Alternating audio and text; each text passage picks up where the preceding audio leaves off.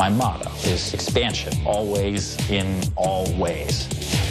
New York City is the most exciting city for real estate, and that's why I'm here. I'm the closer and the listing machine. What makes me better is that I work harder than anyone else. I will break your teeth. Reach high. Can you take this guy out of here? Are you serious? You're not trying to help me. What? You want to control me. 3,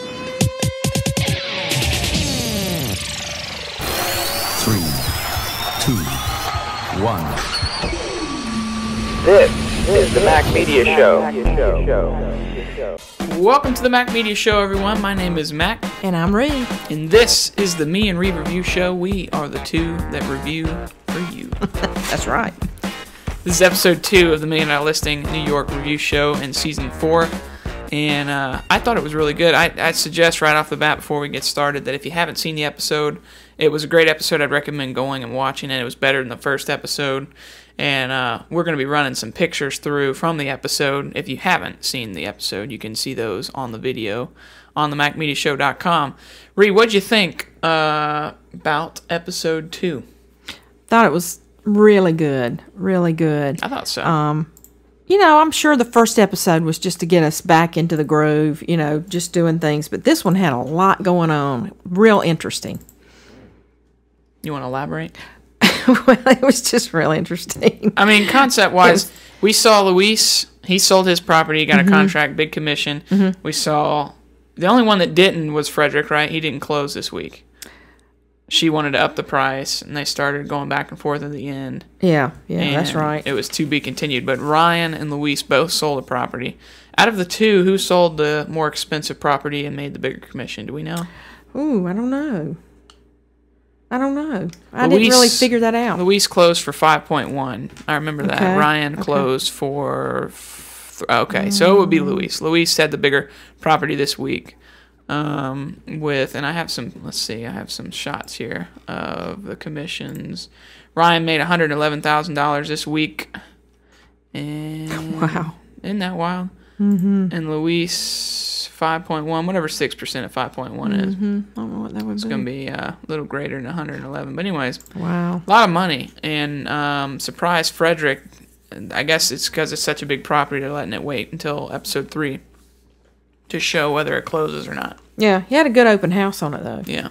He had all the Chinese orientation, with the people and the clothes, and he was really pushing it for a foreign buyer. Yeah, so. It was good. I thought it was a good open house. Mm-hmm. And doing the translation with the Chinese, that was funny. I thought that was funny. One lady said, "I'm Japanese, not Chinese." Yeah. That was good. And he answered them in Japanese. Well, then he said I could speak Japanese, too. And if he was selling toilets, he'd say... Yeah. Whatever. He speaks He's a good salesman. The language of the gods, yeah. Good salesman. Anyways, it's good. One thing that stuck out to me, that I really liked, stuck out with me this week was Luis writing in his office at home. Yeah, he said he does it every night.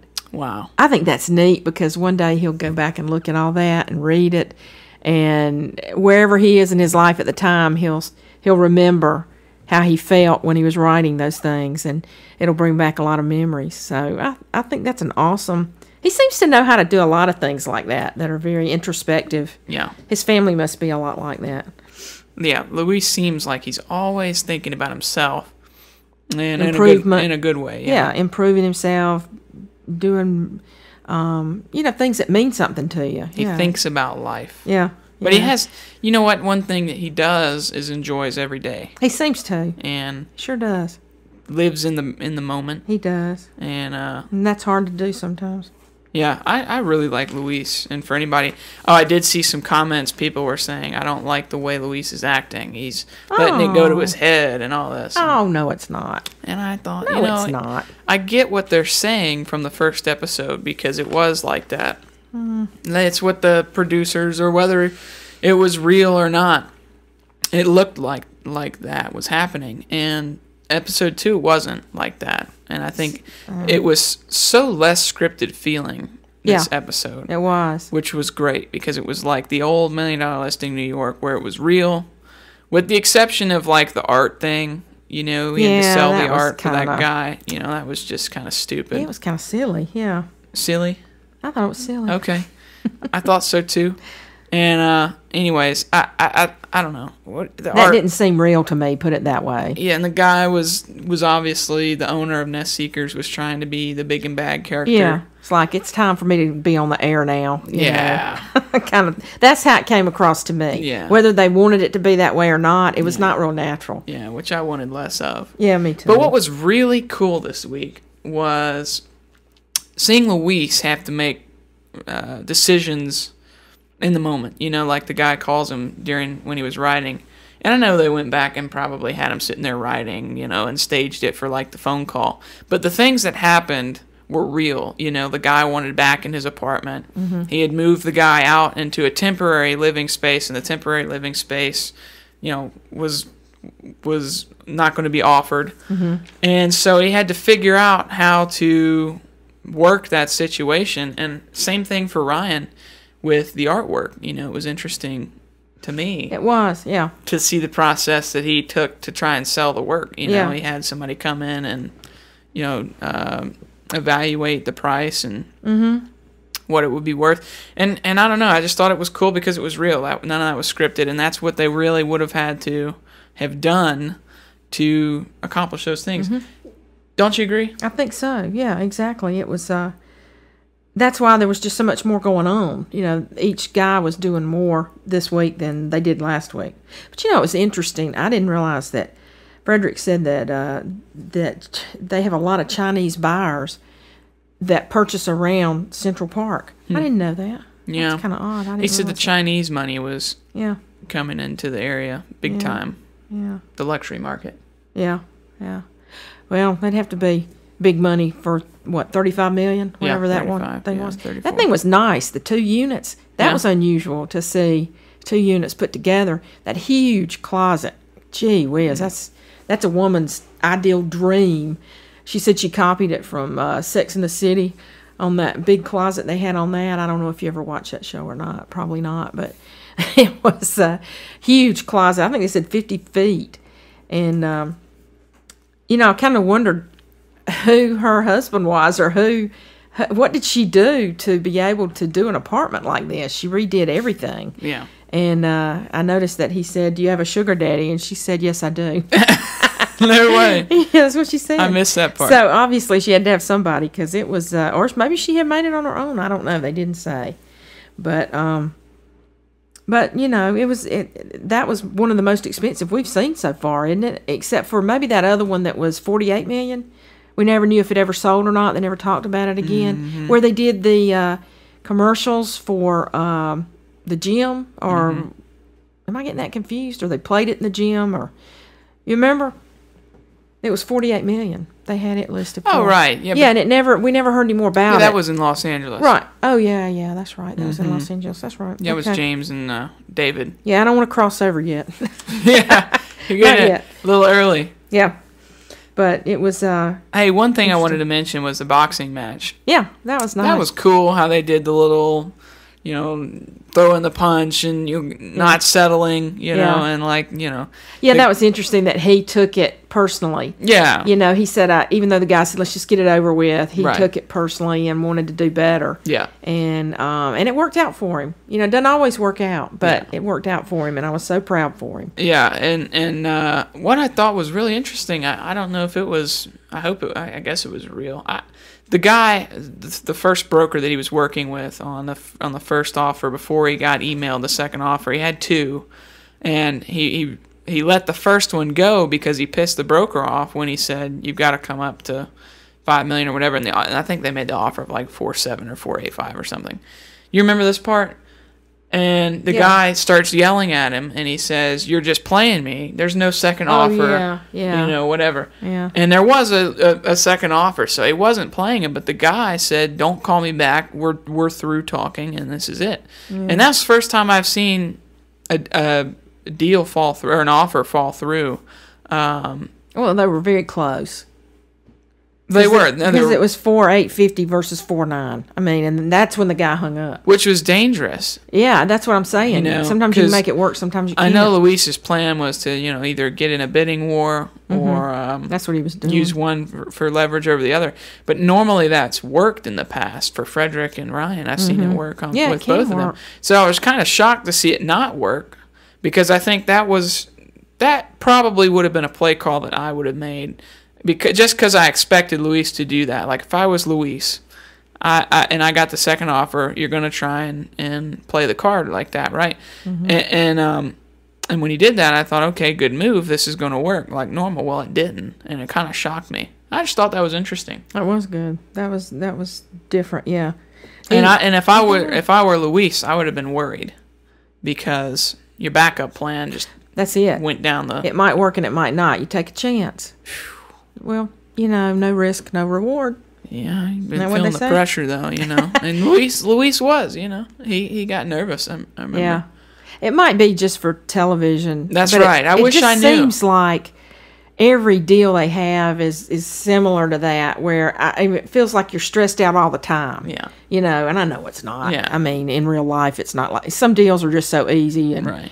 And then you say, gosh, they pay me this much to do this. Well, and the characters are so dramatic. Yeah, and I mean, I understand that. You got to to keep it in perspective, what we're watching. But, but the majority of it is real.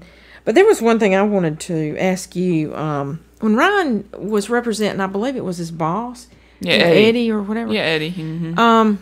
In that apartment that he had, or that condominium, what was that space? He said he had a secret outdoor space. I have no idea what that was. I mean, it was like an air shaft is what they call it? Yeah, it was like an air shaft. And I didn't know what you could... What do you do with that? Let's see. That was kind of weird to me, but... Air shaft, New York City. And they acted like it was a bonus, to have that. But I don't know what you do with that. It was kind of odd. It's a space between buildings. Yeah, that's what it looked like. Okay. Yeah. But I wonder what you do with it. I don't know. I guess you could have like a secret garden in there. Yeah. You could plant some plants. I think it'd be awesome. I mean, like, take some in pots and take some lamps. And, I mean, you could hide in there. Nobody would know you were in there, I guess. Mm-hmm. He never did elaborate on what you do with it. Yeah, I'm looking now. He said this would be a garden space. He did say this could be a garden space. Is that what he said? Yeah. That's what I think I would do. Is it dirt? I don't know. See, I wish they had elaborated on that for those of us that don't live in New York. Yeah. And it would have been interesting. They put a title on it that said, I'm looking at some pictures of it here. Mm-hmm. But I don't know. I never did understand. I would think it was concrete. That's what I thought. And they acted like it was a real bonus, so... But you could put dirt on top of the concrete, probably. I guess. Yeah, I guess you could use it for that, but yeah. And I guess light comes in from the top. Mm-hmm. Yeah. Yeah, if anybody knows anything about that, call us. Weird. Call in and let us know what you do with those kind of spaces. Yeah.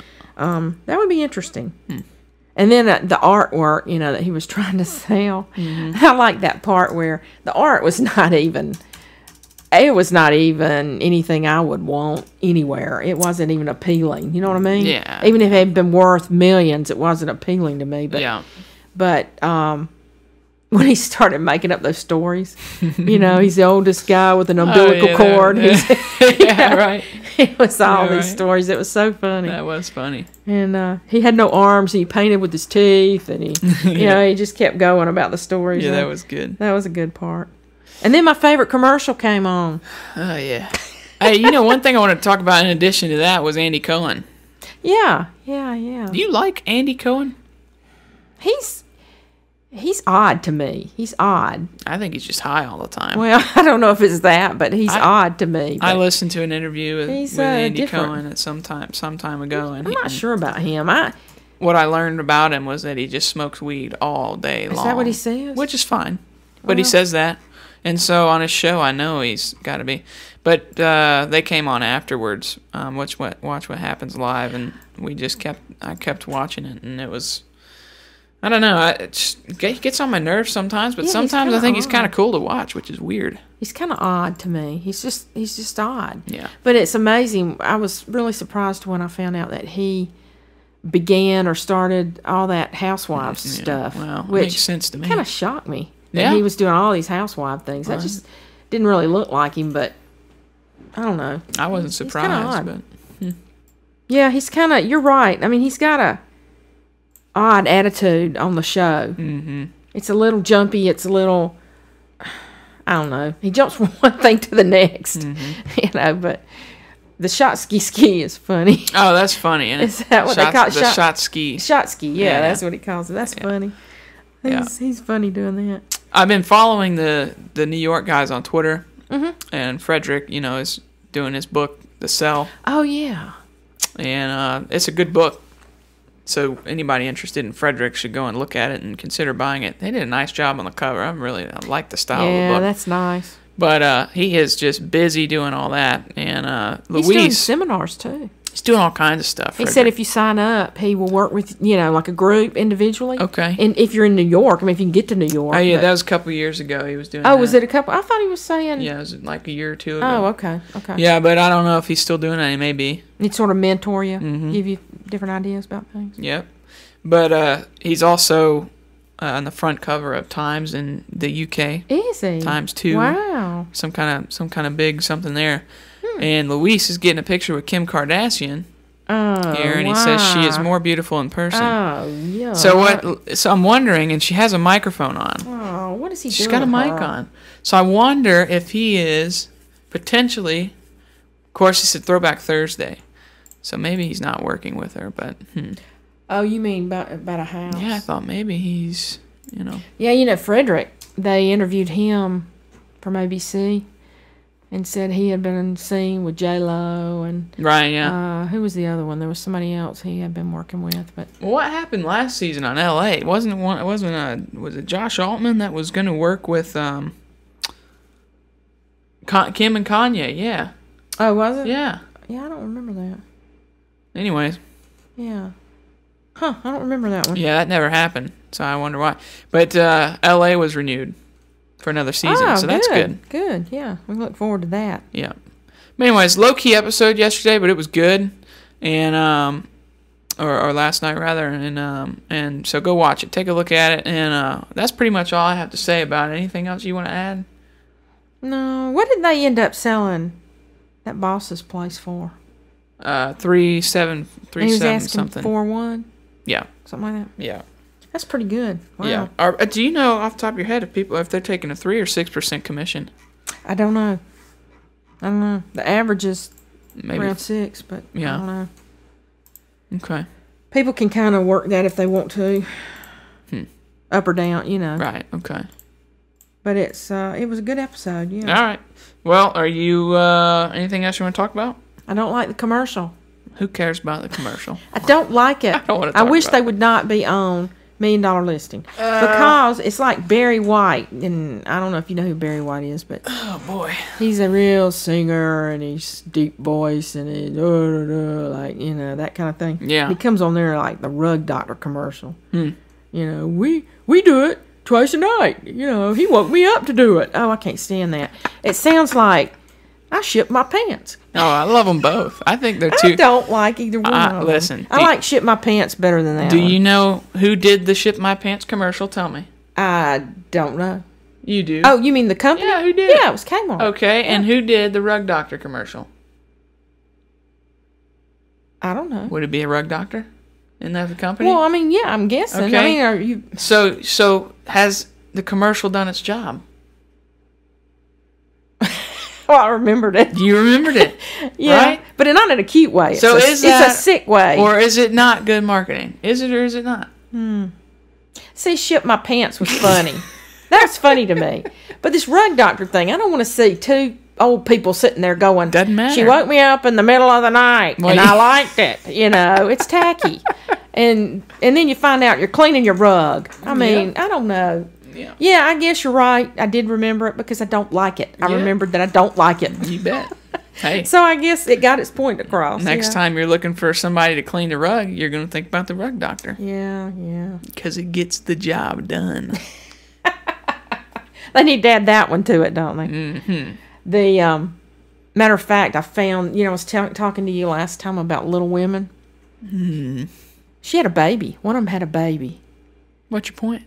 I just can't believe that. I mean, I just can't believe that they're they went into some normalcy, Yeah. because I had said most of them were on the bar, Oh, drinking right, and yeah. having partying all the time. Yeah, That's all you that's, saw. that's going to have to stop. And then I just was channel surfing one night, saw them. She had a baby. I think you watch a show on the regular. I think Which you was just don't pretty admit cool. to it. No, I don't even know who they are, but I just saw that and I thought, okay, well maybe they're more normal than. And my apologies to little people that I said all I ever saw was them on the bars and drinking Right. and all that. And, Apology accepted. here she was, she's On having a behalf. family, and she's married and all that, which I thought was awesome. Although no, I don't watch them. So you're proud of her. Well, I guess I was stereotyping last week. Yeah, you were. Which I'm apologizing for that because I saw something different. Well, good for you. So maybe it's changing. Maybe they're going to show different sides of it now, not just the going out drinking and all that. Which would be nice. Would you like that? It would be nice, yeah. Sounds like you watch them every week. I don't watch them. I don't even know who they are. I'm not judging. I'm not like you. I don't know them. I don't judge. I don't know who they are. Don't know who they are. But anyway, it was a good episode. You're something else. I liked the episode. It was really good. Have you got any questions for me? What is the meaning of life? Isn't that what we're all after? I don't know about that. I don't know what the meaning of life is. Okay. It's to be happy. I think to be happy and Well, that to was be a rhetorical question, satisfied with yourself. Only you and Howard Stern would actually answer. Well, I think it's to be happy. What's your favorite color? My favorite color? No, what are we talking about? Let's end this. I like How about it? red. Red is my favorite color. What do you like about Robin and Howard Stern? Speed round, go. What do I like about them? Yep. Spontaneity. Oh, good word. I like the I was conversation. listening. I was combativeness between, they're good friends, though. It's I like so that. weird, and I want to talk to Penn Jillette. Oh, I saw a picture If you of hadn't him. seen Penn Jillette in a while, Oh, look goodness. up Penn Jillette weight loss on Google Oh, man. and prepare to see explain what he looks like It's for the just so, well, it's not fair to say what he would look like. Maybe they just took a bad picture of him, but No, it he took looked a couple bad He looked like pictures. he was dead. He looked like he was a sick person. He looked like somebody that had been sick. He's lost 100. Was it 100 pounds? 150? Something in like 4 that. months. Yeah, real quick. He totally. What did he eat? 1,000 calories Yeah, a day. yeah, and that's not healthy. Well, but his he didn't look metabolism healthy. Is dead. He looked like a ghost. He looked terrible. And it's a shame to lose the weight is a positive thing, but to look like that is that's just a negative thing. That's Gain not some weight. He didn't man. look healthy. He just didn't look healthy. Eat some food. But I think he got obsessed, with losing the weight, and I think he went a little too far. But I was just shocked when I saw him. Man, he just looked Bad. really different. Hey, did you hear that Jeb Bush lost 30 pounds too? Yeah, I don't care. I don't care about Chris anything Christie's political. losing weight. Everybody's losing weight.